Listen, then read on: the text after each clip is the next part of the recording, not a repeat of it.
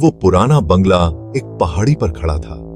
यह बंगला वर्षों से वीरान पड़ा था और अब यह एक रहस्यमयी जगह बन चुका था। चारों तरफ कोहरा छाया हुआ था। हवा भारी थी। ऐसा लगता था जैसे कोहरे ने पूरे इलाके को अपनी चादर में लपेट लिया हो। ऐसा लग रहा था जैसे कोई देख रहा है।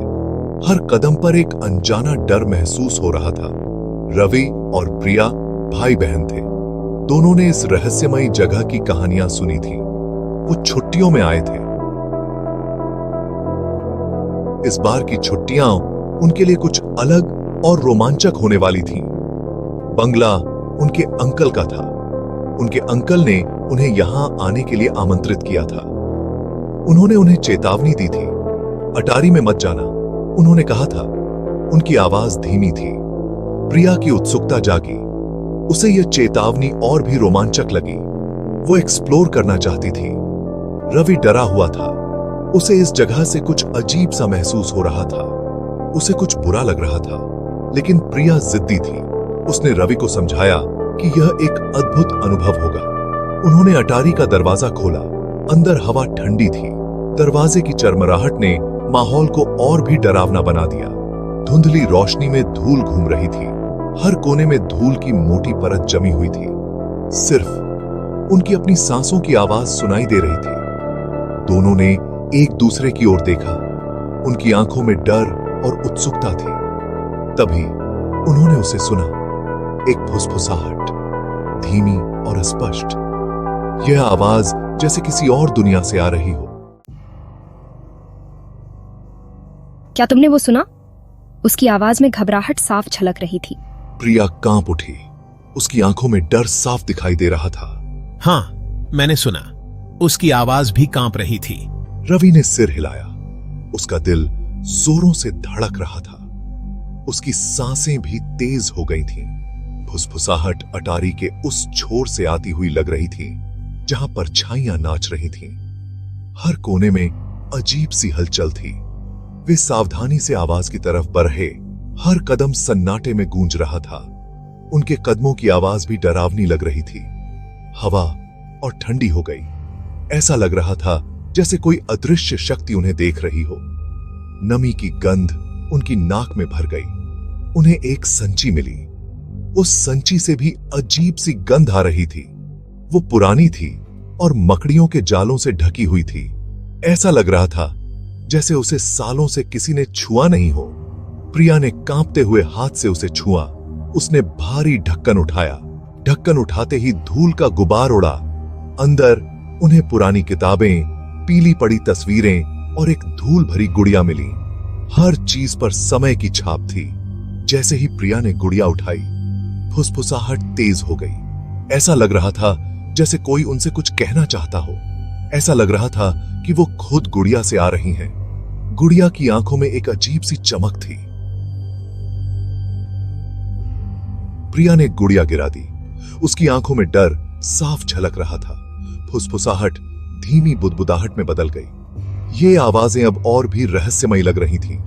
ऐसा लग रहा था कि वो उनके नाम ले रही हैं, जैसे कोई अदृश्य शक्ति उन्हें पुकार रही हो। कोई अदृश्य शब्द, अदृश्य कदसा दे देती है। रवि, प्रिया, क्या तुमने भी सुना? रवि ने अपनी रीढ़ की हड्डी में ठंडी सिहरन महसूस की। उसे लगा जैसे कोई अदृश्य हाथ उसे छू रहा हो। हमें यहां से चले जाना चाहिए। ये जगह सुरक्षित नहीं है। डर के मारे उसकी आवाज कड़क हो गई थी। प्रिया हिचकिचाई। उसे समझ नहीं आ रहा था कि क्या करना चाहिए। वो रहस्य से खींची चली गई थी, जैसे कोई अदृश्य शक्ति उसे अपनी ओर खींच रही हो। लेकिन बड़बड़ाहट तेज होती जा रही थी। ये आवाजें अब और भी स्पष्ट हो रही थीं। वो साफ सुनाई दे रही थीं, जैसे कोई उनके बहुत करीब हो। बाहर निकलो, बाहर निकलो। ये आवाजें अब और भी डरावनी हो गई थीं। आवाज गुस्से से भरी हुई थी, जैसे कोई बहुत नाराज हो, और गम से। प्रिया को ठंडक महसूस हुई। उसे लगा जैसे कोई अदृश्य शक्ति उसे छू रही हो। वो जानती थी कि उन्हें यहां से जाना होगा। अब और देर नहीं की जा सकती थी। अभी वो जाने के लिए मुड़ी, लेकिन उसे समझ नहीं आ रहा था कि किस दिशा में जाए। लेकिन दरवाजा गायब था। वो फंस गए थे। अब उनके पास कोई रास्ता नहीं बचा था। प्रिया और रवि डर के मारे सिहर उठे। उन्होंने दरवाजे पर जोर से धक्का दिया, कोई है? लेकिन उन्हें कोई सुन नहीं सकता था। वो अकेले थे। अचानक तापमान बहुत तेजी से गिर गया। हवा भारी हो गई, जिससे सांस लेना मुश्किल हो गया। अटारी में एक ठंडी हवा चली। कमरे में परछाइयां टेढ़ी मेढ़ी और विकृत होती हुई भयानक आकार लेती हुई प्रतीत हो रही थीं। तभी उन्होंने उसे देखा। परछाइयों में खड़ी एक आकृति। वो एक औरत थी जो सफेद गाउन पहने हुए थी। उसके लंबे काले बालों ने उसका चेहरा ढक रखा था, लेकिन वो उसकी आंखें महसूस कर सकते थे जो उन्हें देख रही थी। तो शोनरिस देखा भी एक रही था।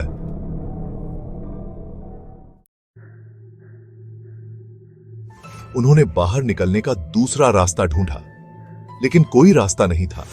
सफेद कपड़ों वाली औरत उनकी तरफ बढ़ी। उसके पैर जमीन को नहीं छू रहे थे। फुसफुसाहट चीखों में बदल गई, गुस्से वाली और डरावनी। रवि ने निराशा का अनुभव किया। उसने संदूक से एक पुरानी किताब उठाई। उसने उसे आकृति पर फेंका। किताब उसके पार से गुजर गई। सफेद कपड़ों वाली औरत करीब आ रही थी। उसकी ठंडी बेजान आंखें उन पर टिकी हुई थीं। प्रिया और रवि एक दूसरे से चिपक गए। वो डर के मारे जड़ हो गए थे। रवि ने उसका हाथ पकड़ा।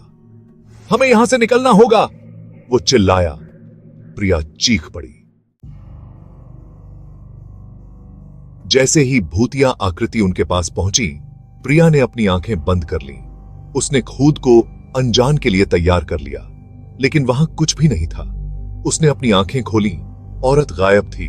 फुसफुसाहट खामोशी में बदल गई।